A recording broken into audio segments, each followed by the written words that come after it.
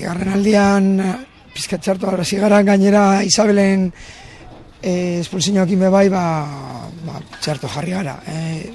10 minutu horretan bien zaio sartu dabe, eta horre egon da maitza. Azken finean, hori da, eurako oso ondo jolastu dabe 10 minutu horretan, eta holan da, joku holan da.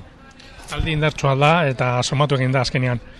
Bai, gu ez gara indartsuak, fizikoki ez gara indartsuak, baina gure mentalitatea dago nire ustez hobenekin. Eta hori da gure indarra. Barcelonan berdin gertatu zen, gaur bai ez gara jaitsi, amaitu arte egon gara hor jotake, eta lortu dugu gutxienez puntu bat, laugarrena jarraitzeko. Hori izan da, azkenean garrantzitsuena, ez da puntu bonus bat, erasoko puntu bonus bat gehitzea. Hori da.